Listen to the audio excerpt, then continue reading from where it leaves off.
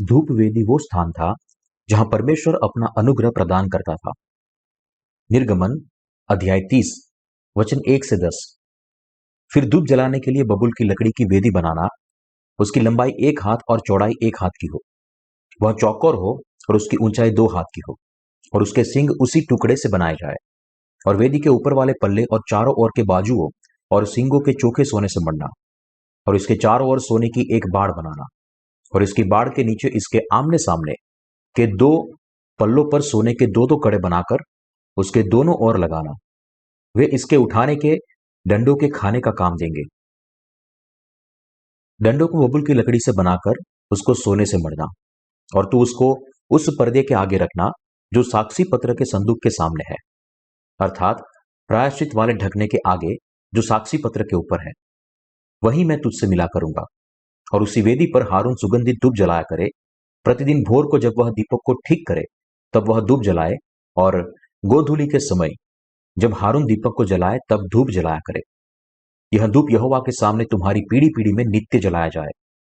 उस वेदी पर तुम किसी अन्य प्रकार का धूप न जलाना, और न उस पर होम बलि और न अन्न बलि चढ़ाना, और न उस पर अर्घ देना। हारून वर्ष में एक बार इसके सींगों पर प्रायश्चित करे, और तुम्हारी पीढ़ी पीढ़ी में वर्ष में एक बार प्रायश्चित के पाप बलि के लहू से इस पर प्रायश्चित किया जाए। यह यहोवा के लिए परम पवित्र है। यदि हम परमेश्वर के पवित्र स्थान यानी कि परमेश्वर के घर के अंदर कदम रखते हैं, तो सबसे पहले हम दीवट, भेंट की रोटी की मेज और धूप वेदी को देखते हैं। धूप वेदी को परम पवित्र स्थान के प्रवेश द्वार के सामने रखा गया था, जहां प्रायश्चित का ढकना था। दीवट और भेंट की रोटी की मेज के पास इस धूप वेदी की लंबाई और चौड़ाई दोनों 1 हाथ थी, जबकि उसकी ऊंचाई 2 हाथ थी। बाइबल के अंदर 1 हाथ का मतलब तकरीबन आज के समय के 45 से 40 सेंटीमीटर। इसलिए धूप वेदी कुछ हद तक छोटा समकोणीय थी, जिसका नाप तकरीबन 50 सेंटीमीटर लंबा और चौड़ा और ऊंचाई 100 सेंटीमीटर थी। और होम बलि की वेदी की तरह धूप वेदी के चारों कोनों पर सींग लगे हुए थे। बबुल की लकड़ी से बनी धूप वेदी पूरी तरह से सोने से मढ़ी हुई थी। पवित्र स्थान के अंदर जो धूप वेदी है, उसके 4 सींग।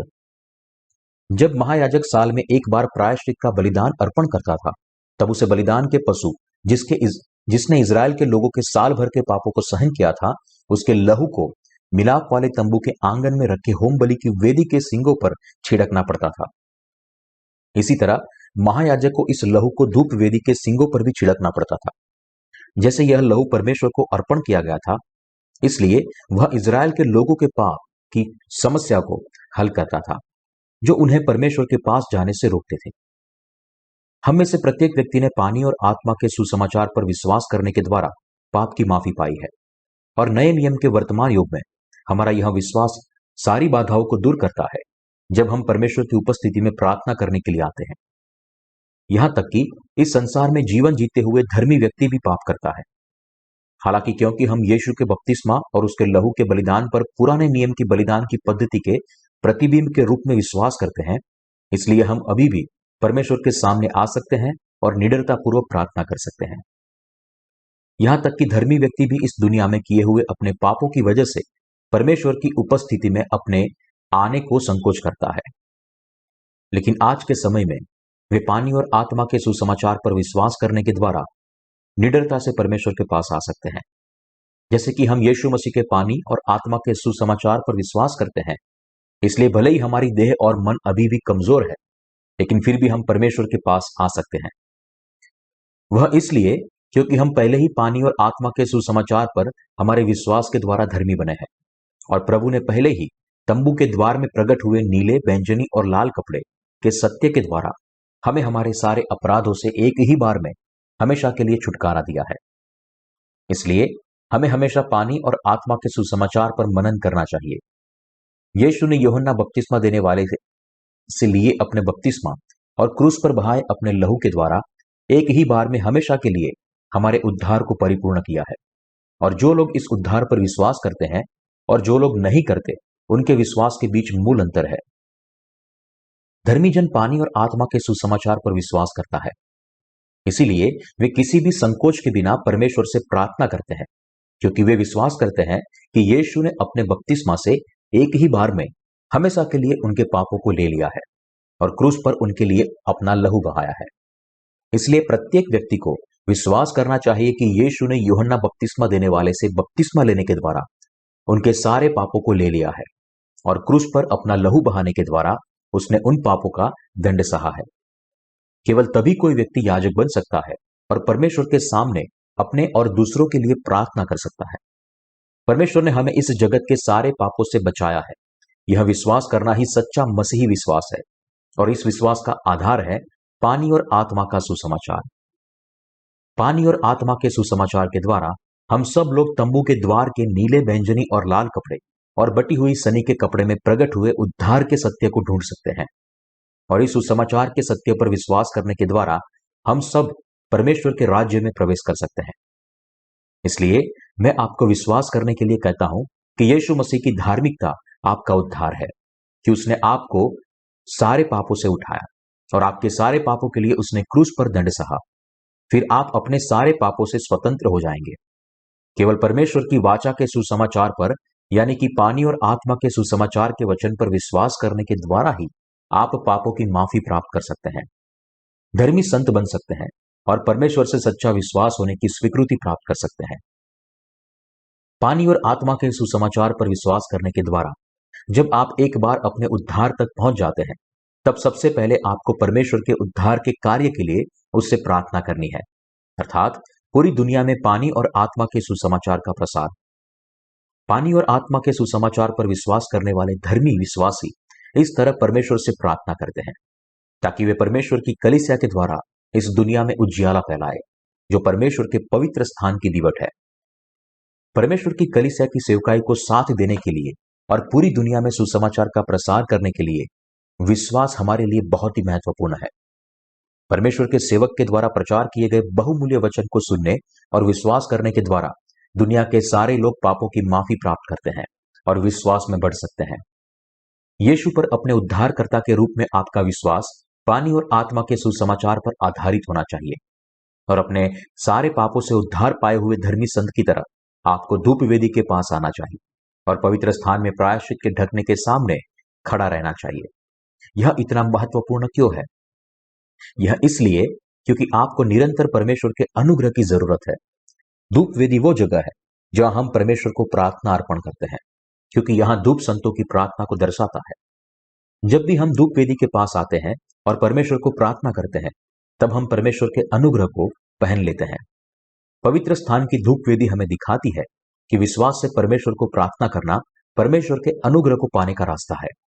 इसलिए हम पानी और आत्मा के सुसमाचार पर विश्वास करने वाले विश्वासी निरंतर धूप वेदी के पास आते हैं और विश्वास से परमेश्वर को प्रार्थना करते हैं ताकि हम बार बार परमेश्वर को अनुग्रह को पहन सके। धूप वेदी वो जगह है जहां हम परमेश्वर से मदद मांगते हैं।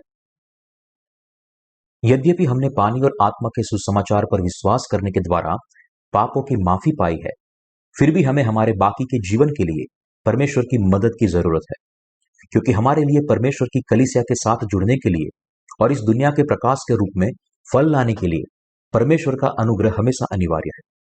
इसलिए हमारे लिए परमेश्वर को प्रार्थना करना बहुत ही महत्वपूर्ण है और उससे कहे कि प्रभु मेरी मदद करे, मुझे विश्वास दीजिए, मुझे देह और आत्मा दोनों में मजबूत बनाइए, मेरे विश्वास को मजबूत करे ताकि वे कभी भी डगमगाए नहीं। इस संसार का अनुसरण करने वाली मेरी सारी इच्छाओं को निकाल दीजिए, मेरी सारी दुष्ट इच्छाओं को दूर करें। परमेश्वर चाहते हैं कि हम धर्मी लोग धूप वेदी के पास आए, उसके सामने घुटने टिकाए और इस तरह उससे प्रार्थना करें ताकि हम सारी चीजों में उसके अनुग्रह को पा सके और देह और आत्मा दोनों में उसके अनुग्रह को प्राप्त कर सके। इसीलिए सारे धर्मी जन के धूप वेदी के पास निरंतर प्रार्थना में जीवन जीना बहुत जरूरी है। यद्यपि हम धर्मी लोग पानी और आत्मा के सुसमाचार पर विश्वास करने के द्वारा नया जन्म पाए हैं और हमारे सारे पापों से उद्धार पाए हैं, फिर भी हमारे लिए परमेश्वर को प्रार्थना करके हमारे हर दिन के जीवन में उसके अनुग्रह को प्राप्त करना बहुत जरूरी है। यह इसलिए क्योंकि भले ही हम धर्मी लोगों ने पाप की माफी पाई है, लेकिन फिर भी जब तक हम निरंतर परमेश्वर के अनुग्रह को नहीं प्राप्त करते, तब तक हम जीवन के सकरे मार्ग पर चल नहीं सकते, जो प्रभु चाहता है कि हम सब अनुसरण करें। जब धर्मी जन परमेश्वर से प्रार्थना करता है तब वे अनुग्रह के ऊपर अनुग्रह प्राप्त करता है, और वह केवल तभी संभव है जब हम परमेश्वर की कलीसिया के साथ जुड़े रहें और उसके वचन का पालन करें। अलग तरीके से देखें तो धर्मी जन तब परमेश्वर के अनुग्रह को पहनता है जब वे परमेश्वर की कलीसिया के साथ एकता में उसके अच्छे कार्य को आगे बढ़ाए। जैसे दर्शाया गया है, महायाजक साल में एक बार बलि पशु के लहू को लेकर धूप वेदी के सींगों पर लगाता था। यह सूचित करता है कि जब कभी भी हम धर्मी लोग परमेश्वर के सामने आते हैं, जब हमें हमारे विश्वास का अंगीकार करना चाहिए और उससे कहना चाहिए, प्रभु आप मेरे उद्धार करता है। आप दैवीय महिमा का त्याग करके मनुष्य देह में इस पृथ्वी पर आए। आपने बपतिस्मा लेने के द्वारा मेरे सारे पापों को ले लिया और अपने मेरी जगह खुद का लहू बहाया और मुझे बचाया। जब हमारे पास ऐसा मजबूत विश्वास हो कि परमेश्वर हमारे दुख के परमेश्वर और उद्धारकर्ता के, केवल तभी हम उसके अनुग्रह को प्राप्त कर सकते हैं। वह वो परमेश्वर है जिसने हमें हमारे सारे पाप और दंड से बचाया है। जब हम इस मजबूत विश्वास से परमेश्वर को प्रार्थना करते हैं, तब हम परमेश्वर के अनुग्रह को पहनते हैं। हम हमारी प्रत्येक प्रार्थना में एक और बार हमारे उद्धार की पुष्टि कर सकते हैं। यह हमारी प्रार्थना में है कि हम एक बार और हमारे विश्वास की पुष्टि कर सकते हैं कि परमेश्वर हमारे खुद का परमेश्वर है। अलग तरीके से देखें तो हम परमेश्वर के अनुग्रह के सिंहासन के सामने घुटने टिकाने के लिए मजबूर है, क्योंकि हमने पूरी तौर से इस बात को स्वीकार किया है कि परमेश्वर निश्चित ही हमें आशीष देगा। पानी और आत्मा के सुसमाचार पर हमारा विश्वास हमें सुनिश्चितता देता है कि जब कभी भी हम परमेश्वर से प्रार्थना करें, तब वह हमारी सारी प्रार्थनाओं का उत्तर देगा। परमेश्वर धर्मी जन की प्रत्येक प्रार्थनाओं को सुनता है और उन सबको आशीष देता है। इसलिए जब कभी हम परमेश्वर से प्रार्थना करें, तब हमें निम्नलिखित तरीके से उसके अनुग्रह पर मनन करना चाहिए। प्रभु, मैं आपकी धार्मिकता पर विश्वास करता हूं। मैं जानता हूं कि मेरा जीवन कमजोरियों से भरा हुआ है। यद्यपि मैं आपकी इच्छा के मुताबिक जीने की इच्छा रखता हूं, फिर भी मेरे अंदर बहुत सारी निर्बलताएं हैं। लेकिन प्रभु, मैं यह भी जानता हूं कि आप मनुष्य देह में इस पृथ्वी पर आए। आपने यूहन्ना बपतिस्मा देने वाले से बपतिस्मा लेने के द्वारा मेरे सारे पापों को ले लिया। मेरी जगह आपने क्रूस पर मृत्यु सही और इस प्रकार आप मेरे उद्धारकर्ता बने। आप मेरे मसीहा और मेरे उद्धारकर्ता के परमेश्वर है। इसलिए मैं अपने पूरे हृदय से विश्वास करता हूं कि आप मुझ पर अपनी आशीष उंडेलेंगे, क्योंकि आप मेरे प्रभु हैं। इस तरह जब कभी भी हम परमेश्वर के अनुग्रह को पाने के लिए प्रार्थना करते हैं, तब सबसे पहले हमें उसके अनुग्रह पर मनन करना चाहिए और उस पर विश्वास करना चाहिए। फिर हमारे पास परमेश्वर से हमारी सारी जरूरत के लिए मदद मांगने की निडरता आ जाती है और वह हमसे कहता है, हाँ, तुम वास्तव में मेरी अपनी संतान हो। तुम्हारा विश्वास अटल है, इसलिए मैं वास्तव में तुम्हारा परमेश्वर हूं और तुम वास्तव में मेरी अपनी प्रजा हो। इसलिए मैं आपकी प्रार्थनाओं का उत्तर दूंगा और हमेशा तुम्हारे जीवन में आशीष दूंगा। मैं तुम्हें प्रायश्चित के ढकने पर मिला करूंगा। मैं तुम्हारी प्रार्थना से देख सकता हूं कि मुझ पर तुम्हारा विश्वास दृढ़ है और तुमने अपना सारा विश्वास मुझ अकेले पर रखा है और तुम अपने पूरे हृदय से विश्वास करते हो कि मैं तुम्हारा परमेश्वर हूं। इसलिए मैं तुम्हारी सारी प्रार्थनाओं को सुनूंगा, ताकि इस जगत के लोग जान पाए कि मैं वास्तव में तुम्हारा परमेश्वर हूं। इस तरह यह तब होगा जब हम प्रभु के उद्धार पर विश्वास करेंगे, जिसे परमेश्वर ने अपने अनुग्रह में दिया है और अपनी आशीषों के द्वारा दिखाया है। हम हमारे सारे पापों से बच गए हैं, यह पूरी कहानी का अंत नहीं है। उसके विपरीत, यदि हमने वास्तव में हमारे सारे पापों से छुटकारा पाया है, तो हमें विश्वास करना चाहिए कि परमेश्वर की आशीषों की शुरुआत हो गई है। इसलिए परमेश्वर की धार्मिकता पर विश्वास करने के द्वारा हम हर दिन उसके अनुग्रह को पहनते हैं। केवल तभी हम धार्मिक जीवन का अनुसरण कर पाएंगे। इसलिए जब कभी भी हमारे मन में ऐसा कुछ होता है जो हमें चिंता में डालता है, तब हम परमेश्वर से प्रार्थना करते हैं और कहते हैं, प्रभु कृपया मेरी मदद करें, कृपया अपनी कलीसिया की मदद करें। आपकी कलीसिया को अभी आपके कार्य को आगे बढ़ाने के लिए आपकी मदद की बहुत जरूरत है।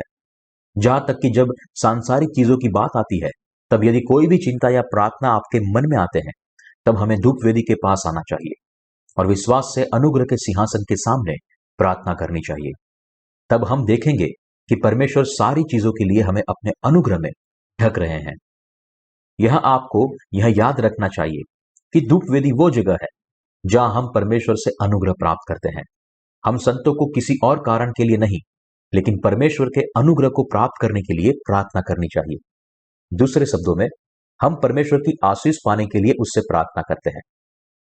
अब जब हम विश्वास के द्वारा बचाए गए हैं, तो यदि हम अपना बचा हुआ सारा जीवन परमेश्वर के वायदे के वचन पर विश्वास करके और उसकी आशीषों को प्राप्त करके जीना चाहते हैं, तो यह हमारे लिए बहुत ही अनिवार्य है कि हम परमेश्वर से प्रार्थना करें। इस तरह दुख वेदी हमारे लिए परमेश्वर का अनुग्रह प्राप्त करने के लिए है। जब हम परमेश्वर से प्रार्थना करते हैं, तब सबसे बड़ी रुकावट जिसका हम सामना करते हैं वह है पाप। इस संसार में ऐसा कोई भी नहीं है जो निष्कलंक जीवन जी रहा है। इसलिए जब हम परमेश्वर के सामने आकर प्रार्थना करने की कोशिश करते हैं, तब सबसे पहला संकोच का स्रोत हमारा पाप है। इसलिए एक बार और उद्धार के सत्य पर मनन करना और हमारे विश्वास को नया करना हमारे लिए बहुत ही महत्वपूर्ण है कि प्रभु ने पहले ही हमारे सारे पाप तंबू के द्वार के नीले, बैंजनी और लाल कपड़े से मिटा दिए हैं। दूसरे शब्दों में कहें तो हमें दृढ़ता से विश्वास करना चाहिए कि यीशु मसीह खुद परमेश्वर इस पृथ्वी पर हमारे उद्धारकर्ता के रूप में आए, बपतिस्मा लेने के द्वारा हमारे पापों को उठाया और इन सारे पापों के लिए दंड सहा। और इसलिए हमारे परमेश्वर और उद्धारकर्ता का धन्यवाद करें कि हम पहले से ही हमारे सारे पापों से मुक्त हो गए हैं। जब हमारे पास ऐसा विश्वास होगा, केवल तभी हम परमेश्वर से उसका अनुग्रह और आशीष मांग सकते हैं। केवल तभी हम परमेश्वर से प्रार्थना कर सकते हैं कि वह हमें आशीष दे। यह हमें सीख देने के लिए था, प्रभु के उद्धार के कार्य को याद दिलाने के लिए था कि साल में एक बार बलि पशु के लहू को धूप वेदी के सिंगों पर छिड़का जाता है। जो व्यक्ति को अपने सारे पापों की माफी की निश्चितता है, केवल वही निडरता पूर्वक परमेश्वर से प्रार्थना कर सकता है। जब हम परमेश्वर से प्रार्थना करते हैं, तब हम बिना संकोच उससे हमारी सारी जरूरतों के बारे में मांग सकते हैं। उसे हमारे पिता या उद्धारकर्ता कहकर बुला सकते हैं। हम इस तरीके से उसे बुला सकते हैं क्योंकि परमेश्वर वास्तव में हमारा पिता, हमारा प्रभु और हमारा उद्धार करता है। दूसरे शब्दों में, हमें परमेश्वर को विविध नामों से बुलाने और उसे प्रार्थना करने के लिए संकोच नहीं करना चाहिए, क्योंकि वह न केवल हमारा सृष्टिकर्ता है, लेकिन उद्धारकर्ता भी है। इसी तरह हम सबको परमेश्वर से प्रार्थना करनी चाहिए, प्रभु, मुझे मेरे सारे पापों से बचाने के लिए आपका धन्यवाद। मुझे वास्तव में आपकी आशीष और आपकी मदद की जरूरत है। इसलिए प्रभु मेरी मदद करें और मार्ग में मेरे प्रत्येक कदमों को जांचे। मैंने कुछ चीजें अच्छी तरह से की है, लेकिन मैंने बहुत सारी गलती भी की है और अभी भी मेरे अंदर कुछ चिंताएं हैं। मैं वह सब आपके हाथों में सौंपता हूं प्रभु। मैं चाहता हूं कि आप मेरी मदद करें और मेरे मार्ग में मेरा मार्गदर्शन करें। मुझे खोई हुई आत्माओं के पास लेकर चलिए, ताकि मैं उन्हें आपके सुसमाचार का प्रचार कर पाऊं और आपके लिए बहुत सारे आत्मिक फल लाऊं। उनके हृदय को खोल दे और उनके हृदय की भूमि पर हल चलाइए, ताकि मैं सुसमाचार के बीज को बो सकूं। मैं चाहता हूं कि आप अपनी कलीसिया को भी मजबूती से पकड़ के रखें और अपने सेवकों के ऊपर अपनी दृष्टि बनाए रखें। उन सबको आशीष दे, ताकि पानी और आत्मा के सुसमाचार को लाभकारी ढंग से प्रचार किया जा सके। होने दे कि यह सुसमाचार पूरी दुनिया में फैल जाए। आपके सेवकों को आपकी रक्षा की जरूरत है और इसलिए मैं चाहता हूं कि आप उन्हें अपनी दृष्टि तले बनाए रखें। प्रभु, मुझे आशीष दे और मेरे परिवार को आशीष दे, मेरे बच्चों को आशीष दे, संतों को भी आशीष दे, मसीह में मेरे सारे साथी भाई और बहनों को आशीष दे। होने दे आपकी आशीष प्रचुर हो, ताकि आपकी कलीसिया के बाहर खड़े अविश्वासी भी बचाए जाए। जब हम इस तरह प्रार्थना करते हैं और हमारी आशा और सपने परमेश्वर के हाथों में सौंप देते हैं, तब वो निश्चित ही हमारी प्रार्थना का उत्तर देगा और हमें आशीष देगा। इसी तरह हम प्रार्थना के द्वारा परमेश्वर की प्रचुर आशीष को प्राप्त कर सकते हैं और इसी तरह हम हर दिन उसके अनुग्रह को प्राप्त कर सकते हैं। परमेश्वर उन लोगों का परमेश्वर है जो उसकी धार्मिकता पर विश्वास करते हैं। वो उन लोगों का परमेश्वर है जो दृढ़ता से पानी और आत्मा के सुसमाचार पर विश्वास करते हैं। इसलिए परमेश्वर कभी भी अपने विश्वासी पर अपना अनुग्रह बरसाने में विफल नहीं होता। जो निडरता से अपने दृढ़ विश्वास के द्वारा अनुग्रह के सिंहासन के पास आते हैं और उसके अनुग्रह और आशीष को मांगते हैं और कहते हैं, प्रभु, मैं विश्वास करता हूं कि आप मेरे परमेश्वर हैं। मैं विश्वास करता हूं कि आप मेरे उद्धार करता हैं। मेरी मदद करें प्रभु। मेरे साथी विश्वासी, मैं इस बात पर जोर नहीं डाल सकता कि हम सबके लिए यह समझना कितना महत्वपूर्ण है कि जगत के हमारे पापों से हमारा उद्धार कहानी का अंत नहीं है, लेकिन हमें बिना रुके परमेश्वर से प्रार्थना करनी चाहिए। यदि परमेश्वर के द्वारा आपकी प्रार्थना का उत्तर नहीं मिलता या फिर आप यह भी नहीं जानते कि प्रार्थना कैसे करनी है, तो फिर आपको क्रमशः अपने विश्वास की जांच करनी चाहिए और सोचना चाहिए कि वास्तव में आपके लिए प्रभु क्या है। प्रभु के साथ आपके संबंध की स्पष्ट समझ बहुत ही महत्वपूर्ण है। दूसरे शब्दों में, आपको यह सुनिश्चित करना चाहिए कि आपका विश्वास मजबूत नींव पर है। पूरे हृदय से यह समझना और विश्वास करना चाहिए कि प्रभु आकाश और पृथ्वी का सृष्टि करता है। वह आपको बचाने के लिए मनुष्य देह में इस पृथ्वी पर आया। उसने यूहन्ना बपतिस्मा देने वाले से बपतिस्मा लेकर आपके पापों को ले लिया। उसने आपकी जगह क्रूस पर दंड सहा। वह 3 दिनों में फिर से मृत्यु से जीवित हुआ और वह आज भी आपके जीवित उद्धारकर्ता के रूप में जिंदा है। अब आपने उद्धार पाया है। प्रभु आपका चरवाहा और आप उसकी भेड़ हैं। इसलिए आपको कोई संदेह नहीं होना चाहिए कि आप जब कभी भी परमेश्वर से मदद मांगेंगे तो वह आपको उत्तर देगा। दिन और रात प्रार्थना करना हमारा कर्तव्य है। हम में से जिन्होंने विश्वास से प्रभु को अपने उद्धारकर्ता के रूप में स्वीकार किया है और विश्वास योग्यता से दिन और रात परमेश्वर से प्रार्थना करते हैं, वे संसार में अपने पूरे जीवन भर उसके प्रचुर अनुग्रह और आशीष को प्राप्त करेंगे। उसके विपरीत, हम में से जो लोग किसी कारण से प्रार्थना नहीं करते, चाहे भले ही वे आडंबर से यह सोचते हैं कि उनके बिना मांगे भी परमेश्वर उनकी सारी जरूरतें पूरी करेगा, या फिर परमेश्वर के वचन पर उनके विश्वास की कमी है, वे लोग परमेश्वर की आशीष को प्राप्त नहीं कर पाएंगे, क्योंकि उनके विश्वास में धूप वेदी की कमी है। यदि आप सोचते हैं कि आपके बिना प्रार्थना किए ही परमेश्वर आपको वह सब कुछ देगा जो आप चाहते हैं, केवल इसलिए कि आप विश्वास करते हैं कि वो परमेश्वर है, तो आपका विश्वास अनुपयुक्त है। यदि यह सच होता तो पवित्र स्थान में कोई धूप वेदी नहीं होनी चाहिए थी। क्या आपको लगता है कि परमेश्वर ने उचाट में धूप वेदी को बनाया है? नहीं, बिल्कुल नहीं। हारून और याजक हर सुबह और हर शाम 4 प्रकार के धूप से धूप वेदी को जलाते थे। फिर जैसे जलता हुआ धूप फैलता था, वैसे मीठी सुगंध पूरे पवित्र स्थान को भर देती थी। यह वास्तव में अद्भुत सुगंध है जो हमें निडरता से परमेश्वर के सामने आने के लिए योग्य बनाती है। इस धूप में परमेश्वर के सामने हमारी निर्बलताओं को ढकने का प्रभाव भी है। उदाहरण के तौर पर, महायाजक को साल में एक बार परम पवित्र स्थान में जाने से पहले उसे धूप से भरना पड़ता था। यह सुनिश्चित करना पड़ता था कि धूप का बादल प्रायश्चित के ढकने को ढके जो साक्षी के संदूक के ऊपर था, तो उसकी मौत हो जाएगी। मेरे साथी विश्वासी, जब कभी भी हम परमेश्वर के पास जाते हैं, तब हमारे अंदर इस विश्वास वास्तविकता पर दृढ़ विश्वास होना चाहिए कि हमने पहले ही पाप की माफी प्राप्त कर ली है। परमेश्वर अब हमारा परमेश्वर है और जब भी हम उससे प्रार्थना करेंगे, तब वह हम पर अपना अनुग्रह उंडेलेगा। जब हम इस पर प्रकार दृढ़ विश्वास के साथ परमेश्वर की उपस्थिति में आते हैं और निडरता से उसके अनुग्रह के सिंहासन के सामने खड़े होते हैं, तब हम न केवल दंड का सामना नहीं करेंगे, लेकिन हम परमेश्वर के अनुग्रह को पहनेंगे। परमेश्वर दया का परमेश्वर है, जिसका प्रचुर अनुग्रह हम सबको दिया गया है। धूप वेदी के साथ जो कड़े लगाए गए थे, वे भी सोने से बनाए गए थे। परमेश्वर के पवित्र स्थान में धूप वेदी समकोणीय समांतर बनी हुई थी, जिसका नाप तकरीबन 50 सेंटीमीटर लंबा और 100 सेंटीमीटर चौड़ा और ऊंचा था, और वेदी के दोनों ओर 2 सोने की कड़ियां भी लगाई गई। फिर इन दोनों कड़ियों में 2 डंडे लगाए गए। यह डंडे भी बबूल की लकड़ी से बनाए गए थे और सोने से मढ़े गए थे। यद्यपि धूप वेदी तुलनात्मक रूप से छोटी थी, लेकिन उसे 2 लोगों के द्वारा उठाया जाता था। हालांकि उसकी लंबाई और चौड़ाई केवल 50 सेंटीमीटर थी और उसकी लंबा ऊंचाई 100 सेंटीमीटर थी, इसलिए उसे केवल एक व्यक्ति के द्वारा उठाया जा सकता था। लेकिन तंबू के बाकी पात्रों की तरह उसकी अनुमति नहीं थी। यह सूचित करता है कि हम धर्मी लोगों को जिस प्रकार यीशु ने कहा है, वैसा एकता में प्रार्थना करनी चाहिए। मत्ती अध्याय 18 वचन 19 में लिखा है, फिर मैं तुमसे कहता हूं कि यदि तुम में से 2 जन पृथ्वी पर किसी बात के लिए एक मन होकर उसे मांगे, तो वह मेरे पिता की ओर से जो स्वर्ग में है उनके लिए हो जाएगी। धूप वेदी के वे डंडे भी हमें यह दिखाते हैं कि हम नया जन्म पाए हुए लोगों को हमारी प्रार्थनाओं से परमेश्वर की सेवकाई करनी चाहिए। हमारी विश्वास की प्रार्थना भी हमारे लिए प्रभु की सेवा करने का माध्यम है। अब जब हमने हमारे सारे पापों से नया जन्म पाया है, इसलिए हम विभिन्न तरीके से परमेश्वर और उसकी कलीसिया की सेवा कर सकते हैं, चाहे फिर वो हमारी प्रार्थना से हो या हमारी स्वैच्छिक सेवा से। जब हम परमेश्वर की प्रार्थना करते हैं, तब हम केवल हमारे लिए ही प्रार्थना नहीं करते, लेकिन हम परमेश्वर के कार्य, उसकी कलीसिया, उसके सदस्य और खास तौर पर सुसमाचार के प्रसार के लिए प्रार्थना करते हैं। दूसरे शब्दों में, हमारी प्रार्थना न केवल हमें परमेश्वर के अनुग्रह के सिंहासन के सामने खड़ा करती है, लेकिन वह हमें परमेश्वर की धार्मिकता की सेवकाई करने के लिए भी अनुमति देती है। एकता में प्रार्थना करने की वजह से हम परमेश्वर के राज्य की सेवा कर सकते हैं।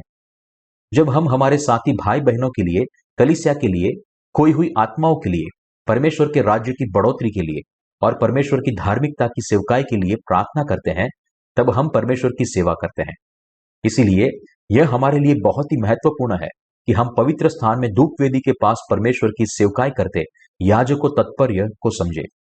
हमें यह विश्वास के द्वारा परमेश्वर से प्रार्थना करनी चाहिए। जिस तरह हम परमेश्वर और उसके लोगों की सेवकाई के लिए वचन का प्रचार करते हैं, उसी तरह हमें परमेश्वर और उसके लोगों की सेवकाई के लिए उससे प्रार्थना भी करनी चाहिए। यह हम सबका कर्तव्य है कि हम हर संभव तरीके से परमेश्वर की सेवा करें। आपके लिए पवित्र मसीही जीवन जीने और परमेश्वर की इच्छा पूरी करने के लिए सबसे महत्वपूर्ण कार्य है परमेश्वर और उसकी धार्मिकता पर विश्वास करना। यह केवल विश्वास के द्वारा ही है कि आप परमेश्वर के वचन का प्रचार करते हैं, उससे प्रार्थना करते हैं, पानी और आत्मा के सुसमाचार का प्रसार करते हैं और परमेश्वर और उसकी धार्मिकता की सेवा करते हैं। परमेश्वर की सेवा करने के लिए हम जो कुछ भी करते हैं वह विश्वास से करना चाहिए। जब तक आप परमेश्वर की इच्छा का स्वीकार नहीं करते, तब तक आप पवित्र जीवन नहीं जी सकते। मैं पूरी तौर से इस बात पर जोर नहीं दे पा रहा हूं कि यह कितना महत्वपूर्ण है कि हम परमेश्वर की सेवा करने के लिए उससे प्रार्थना करें। जब कभी भी संत अपनी कलीसिया में इकट्ठा होते हैं, हमारे भाइयों से लेकर हमारी बहनें और संडे स्कूल के हमारे बच्चे भी, उन्हें सबसे पहले परमेश्वर की सेवा करनी चाहिए। हमें परमेश्वर के वचन की रोटी बांटने के लिए इकट्ठा होना चाहिए और हमें परमेश्वर की धार्मिकता की सेवा भी करनी चाहिए। जब हम नया जन्म पाए हुए लोग एकता से प्रार्थना करते हैं, तब हमारी प्रार्थना मीठी सुगंध के रूप में परमेश्वर के पास ऊपर जाती है और कहते हैं, प्रभु आपकी कलीसिया को, आपके सेवकों को और दुनिया भर की कलीसिया के आपके संतों को थामे रह और उन्हें आशीष दे। उनकी आत्माओं और हृदयों को आशीष दे और उन्हें आशीषित विश्वास दे। उन सारी आत्माओं को बचाए जो अभी तक खोई हुई है। प्रार्थनाओं की इस मीठी सुगंध का आनंद उठाते परमेश्वर हमें उत्तर देंगे और आशीष देंगे। हम उससे हमारी प्रार्थना में जो कुछ भी मांगते हैं उसका उत्तर देता है। इसी का मतलब है प्रार्थना से परमेश्वर की सेवा करना। और मैं आप सबको समझता हूं कि आप अपनी प्रार्थनाओं में अपनी जरूरतों के बदले परमेश्वर के कार्य को याद रखें, जबकि सारे संतों के लिए प्रार्थना करने की जरूरत है। इसलिए यदि आप किसी भी तरीके से दूसरे लोगों से ज्यादा समय तक प्रार्थना कर सकते हैं, भले ही आप निवृत्त हो या बीमार हो, आपको परमेश्वर की कलीसिया, उसके सेवक और उसके संतों के लिए प्रार्थना करनी चाहिए। यह गृहिणी के लिए विशेष महत्वपूर्ण है। यह पैसे की तंगी की वजह से नहीं है कि हम परमेश्वर की सेवा नहीं कर सकते। आप बिना पैसे के परमेश्वर की सेवकाई कर सकते हैं। आप जितना चाहे उतना अपने विश्वास के द्वारा पानी और आत्मा के सुसमाचार की सेवकाई कर सकते हैं। जिस प्रकार धूप वेदी को दो व्यक्तियों के द्वारा अपने कंधे पर उठाने के लिए उसके दोनों तरफ कड़ियों में दो डंडे लगाए गए थे, इसलिए जो लोग गरीब हैं वे यदि परमेश्वर की कलीसिया के साथ जुड़ते हैं, केवल तभी अपनी विश्वास की प्रार्थना के द्वारा परमेश्वर की सेवा कर सकते हैं। उसी प्रकार जो लोग धनवान हैं वे अपनी भौतिक चीजों से परमेश्वर की सेवा कर सकते हैं। ये मत कहिए कि मैं अपनी नौकरी में बहुत व्यस्त हूं, इसलिए परमेश्वर की सेवकाई के लिए समय नहीं निकाल सकता, मेरे पास समय नहीं है। प्रत्येक धर्मी व्यक्ति अपने विश्वास के द्वारा परमेश्वर और उसकी इच्छा की सेवा कर सकते हैं, चाहे फिर वो उसकी भेंट, प्रार्थना या सुसमाचार के प्रचार के द्वारा हो। हम सब प्रभु की इच्छा की सेवकाई करने के लिए पर्याप्त है, यदि हमारे अंदर ऐसा करने की इच्छा है तो। और यदि हम नया जन्म पाए हुए लोग इच्छा रखें, तो परमेश्वर की आशीष हम प्राप्त कर सकते हैं। परमेश्वर हम सबको जो पानी और आत्मा के सुसमाचार पर विश्वास करते हैं उन्हें आशीषित करता है। प्रभु हमारा चरवाहा है। प्रभु के साथ हमारा रिश्ता इतना घनिष्ठ है कि कोई भी व्यक्ति या कुछ भी हमें उससे अलग नहीं कर सकता। आइए मत्ती अध्याय 26 वचन 26 से 28 की ओर मुड़े।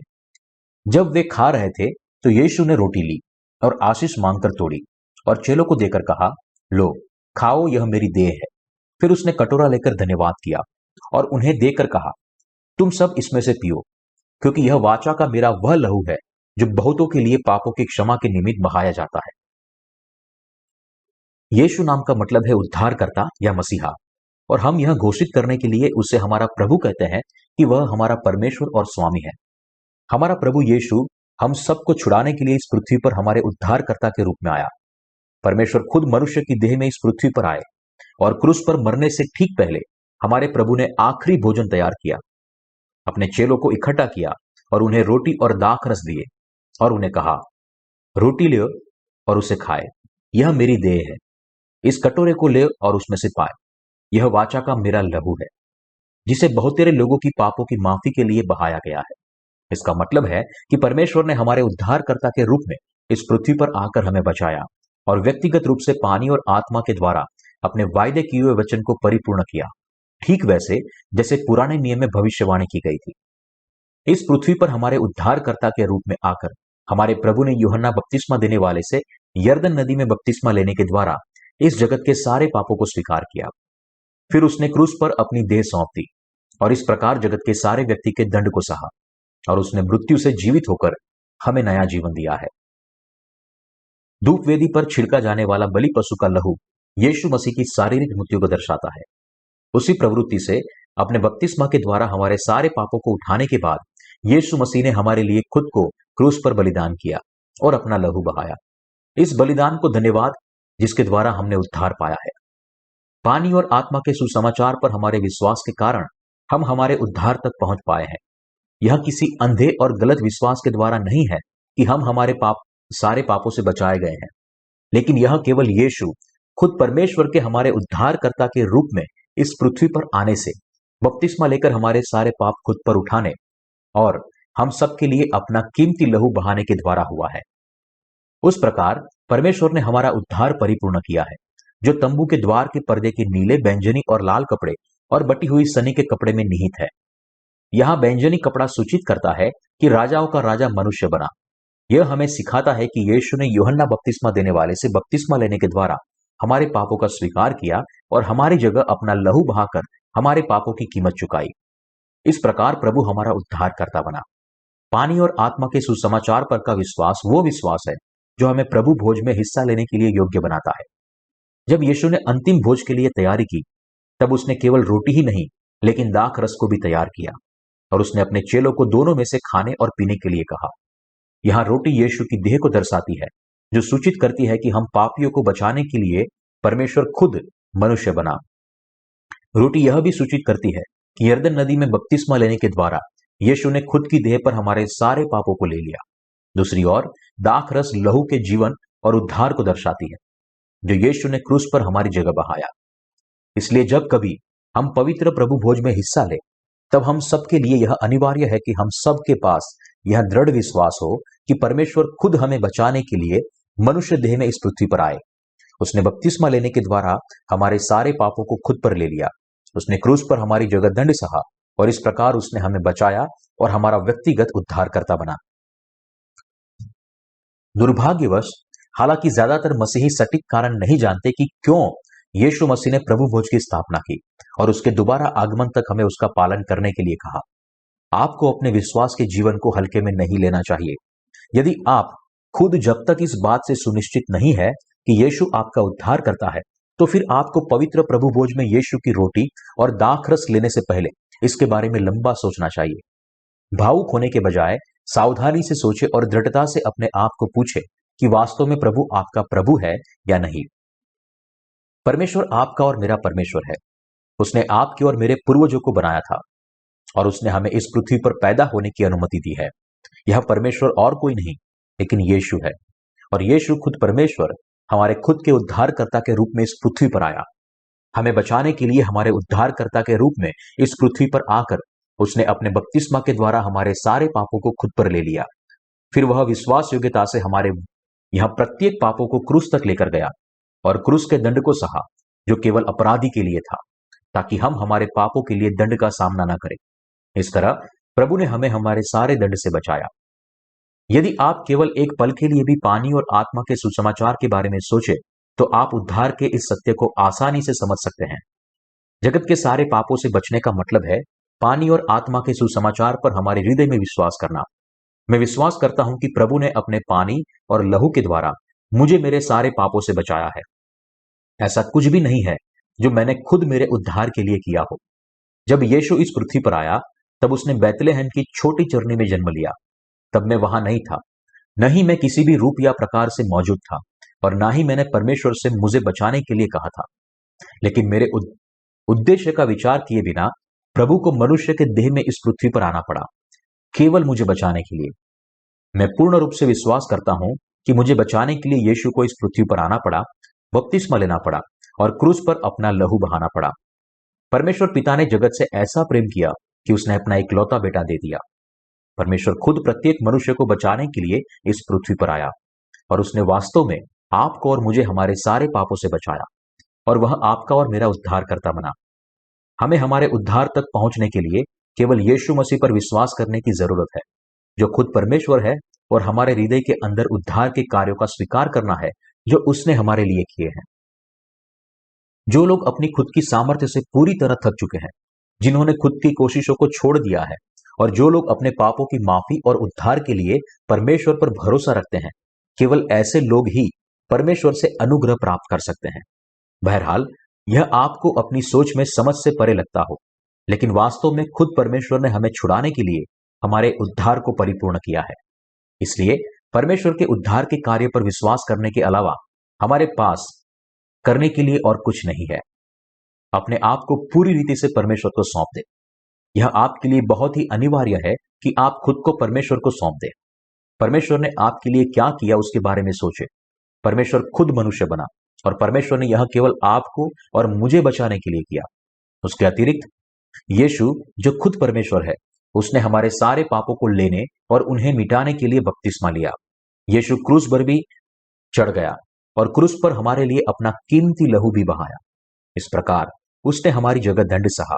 केवल हमारे प्रत्येक पाप की कीमत चुकाने के लिए, हमारे दंड से हमें छुड़ाने के लिए और हमारे लिए न्याय से बचने के लिए उसने सब कुछ संभव बनाया। और फिर वह हमें अनंत जीवन में वापस लाने के लिए 3 दिनों में मृत्यु से जीवित हुआ। और अब वह परमेश्वर पिता के सिंहासन के दाहिनी ओर बैठा है और हम सबको देख रहा है। वह देख रहा है कि कौन अपना सब कुछ उसके, यानी कि खुद परमेश्वर और उद्धारकर्ता के हाथों में सौंपने के लिए तैयार है, और कौन पूरे हृदय से उस पर विश्वास करता है। जिन्होंने यीशु को प्राप्त किया है, वे लोग हैं जिन्होंने अपना सब कुछ परमेश्वर को सौंप दिया है। वे विश्वास करते हैं कि प्रभु ने उन्हें संपूर्ण तरीके से बचाया है। वे जानते हैं कि उन्होंने अपने उद्धार के लिए खुद कुछ नहीं किया। उन्होंने विश्वास है कि यह केवल परमेश्वर का प्रेम है कि उसने उन्हें तंबू के द्वार में के नीले, बैंजनी और लाल कपड़े में प्रकट हुए उद्धार के सत्य के द्वारा बचाया है। और ऐसे सारे लोग जिन्होंने अपने आप को संपूर्ण रीति से परमेश्वर को सौंप दिया है और जिन्होंने अपने हृदय में परमेश्वर और उसके वचन का स्वीकार किया है, उन्हें परमेश्वर ने अपनी संतान बनने का अधिकार दिया है। इसलिए मैं चाहता हूं कि आप सब पवित्र प्रभु भोज में हिस्सा लें, उससे पहले उद्धार के इस सत्य के बारे में स्पष्ट समझ प्राप्त करें। यीशु ने जो बपतिस्मा लिया था, वह हमारे सारे पापों को उठाने और उनके लिए प्रायश्चित करने के लिए था। यीशु की शारीरिक मृत्यु आपको और मुझे हमारे सारे पापों से बचाने के लिए थी। इस प्रकार हमारे सारे पापों को उठाने के लिए यीशु मृत्यु तक क्रूस पर चढ़ा। हमारी जगह उसने अपना सारा लहू बहाया और इस प्रकार हमें पाप के न्याय से मुक्त करने और हमें धर्मी बनाने के लिए उसने दंड सहा। हम सभी को पवित्र स्थान में रहने और प्रार्थना करने के लिए परमेश्वर ने हमें अपना अनुग्रह देने के लिए धूप वेदी दी है। यह वो जगह है जहां हम परमेश्वर से अनुग्रह प्राप्त कर सकते हैं। इसलिए मैं आप प्रत्येक व्यक्ति को सलाह देता हूं कि आप संपूर्ण रीति से खुद को परमेश्वर के हाथों में सौंप दें। हालेलुया।